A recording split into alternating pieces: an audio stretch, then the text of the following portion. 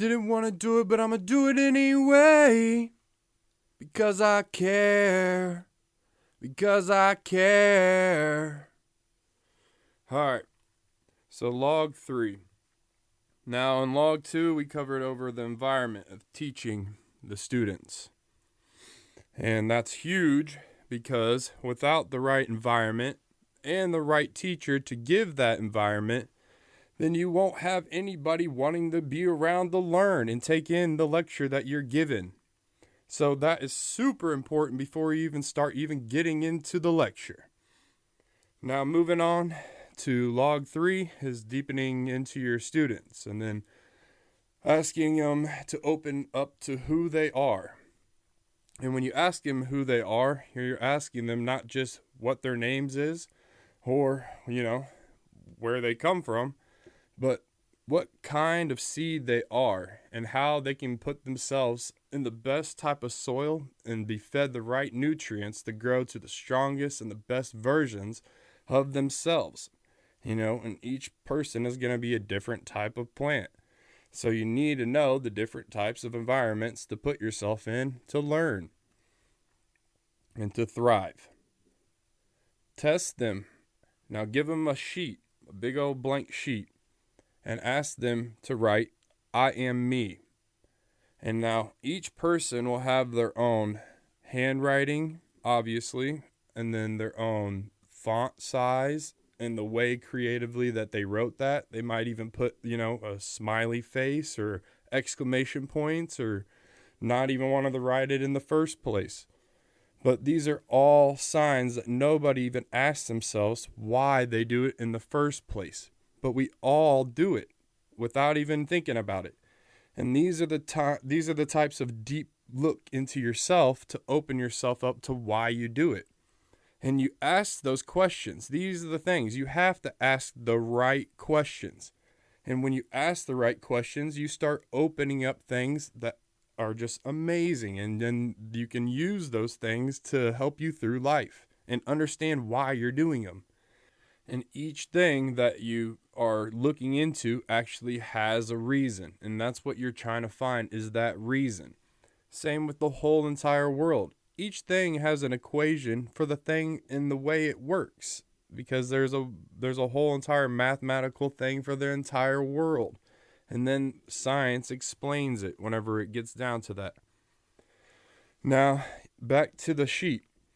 When you take the sheet of paper, you take it home with them, and then once they start asking these questions, they'll start seeing the answers start popping up to themselves. Now, these answers will come quicker to some, or, a lot slower to others. I mean, it's just how people evolve and grow.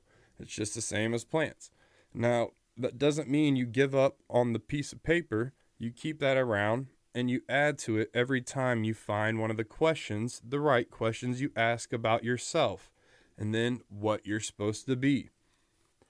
Also, another thing you can do, if you're lucky enough to have, personal contact with the students that you're teaching, is to have them write short writings telling them of what they've done to grow, in their day-to-day, lives. Because when they start doing this, one, it'll show to the teacher, either the people are really enthused to make a story and exciting to write about their day-to-day thing of what they're doing to grow, because you should be excited that you're learning and growing in yourself. So when you write, you'll see in the handwriting, it's exciting. It's big almost. It's like fast and fluent. And then also the people that don't really want to do it or they're having struggling times doing it, they'll either make up a certain type of story or their stories won't be as good. And you'll see that. And then those are the signs that you can help those types of people maybe if they need like a little guidance through certain ideas in their life. Because obviously each one's going to need a certain different type of nutrient and growth. And which is an idea to help them grow to their best potential. And I mean, you may not have the exact idea that they need, but that doesn't mean someone else might not have it. And that's what you do. You try to use all your resources to help those people. Even though, like I said, you can't help every single person that you can and come across, you can just try your best to either, send them to another person who can, or use all the power that you have to do the best that you can, even though you will fall short many, many times.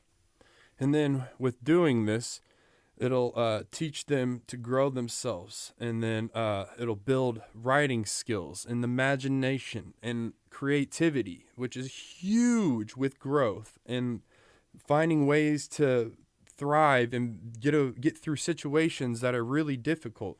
Whenever you have those, skills of imagination and creativity, you'll find that you can get past things that are super difficult with actually quite ease, because you have the skill sets that have been taught or you have taught yourself.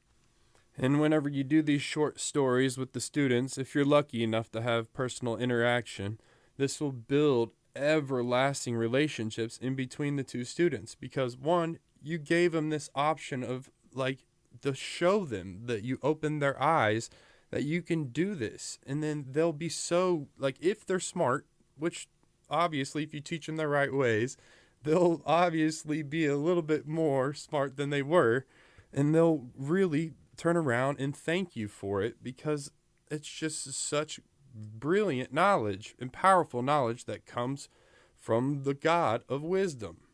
And then you ask them for nothing other than two things: is to stay true to themselves with their exploration and their growth into themselves, because it really never ends even after you die.